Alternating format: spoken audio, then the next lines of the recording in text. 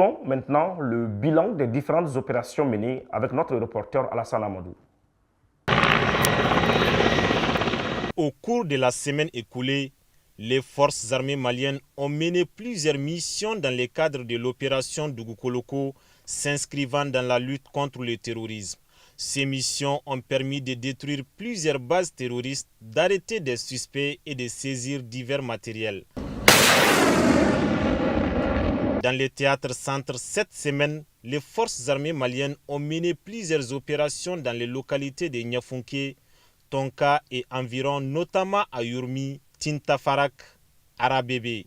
Ces missions ont permis de neutraliser des positions de groupes armés terroristes, de saisir du matériel et d'interpeller plusieurs suspects. Par ailleurs, des opérations d'activités civilo-militaires et d'aide médicale ont été menées au bénéfice des populations les plus vulnérables de Tonka, Bambara Maoudé et Kouakourou.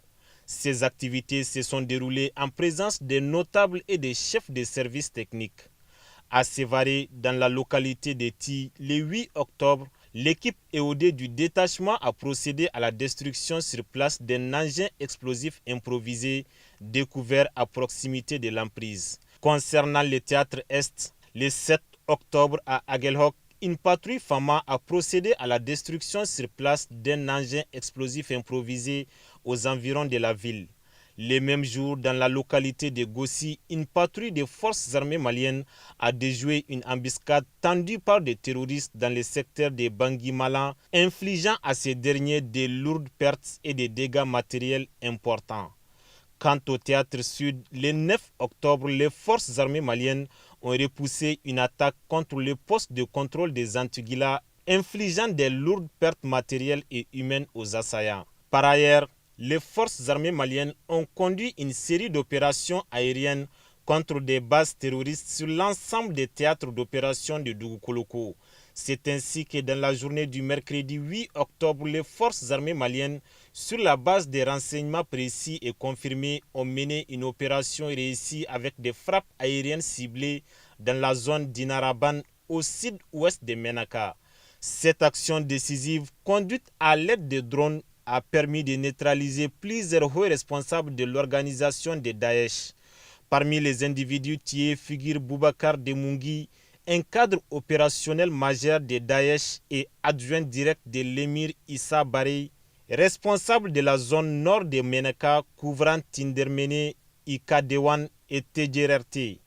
Il dirigeait plusieurs cellules actives dans la région et supervisait la logistique ainsi que la gestion des détachements terroristes. Aux côtés de Boubacar Demungi ont également péri plusieurs combattants de Daesh, dont Ismaël Ould Habib Ould Shogib et Ahmed Ould Alwan Ould Shogib, deux officiers de Daesh opérant dans la même région. Les trois participaient à une réunion de coordination au moment où les frappes ont été déclenchées. Ces individus étaient impliqués dans des enlèvements d'otages étrangers, notamment une ressortissante suisse et une autrichienne enlevées à Agadez au Niger, détenues dans la région de Menaka. Boubacar Demungi assurait personnellement la supervision de leur garde, leur approvisionnement et leur santé. Connu pour sa brutalité et sa mobilité, Demungi avait participé à plusieurs attaques d'envergure, dont l'attaque du poste de Labezanga en décembre 2023, celle du camp d'Endeliman en 2019 où il est visible sur la vidéo des revendications de Daesh et l'embuscade de Tongo Tongo Niger en 2017 qui avait coûté la vie à des forces spéciales américaines et nigériennes. Les massacres de masse de plusieurs civils dans les régions de Menaka et Gao en 2022. Sa mort représente un coup dur porté à la structure de commandement de Daesh dans la région de Menaka, déjà affaiblie par plusieurs opérations récentes des FAMA. En outre, les forces armées maliennes continuent d'assurer la sécurité des personnes et de leurs biens sur l'ensemble du territoire national en concentrant leurs efforts sur les principaux axes routiers. L'état-major général des armées réitère son engagement et assure les populations de la détermination des FAMA à éradiquer l'ensemble des menaces auxquelles le pays est confronté.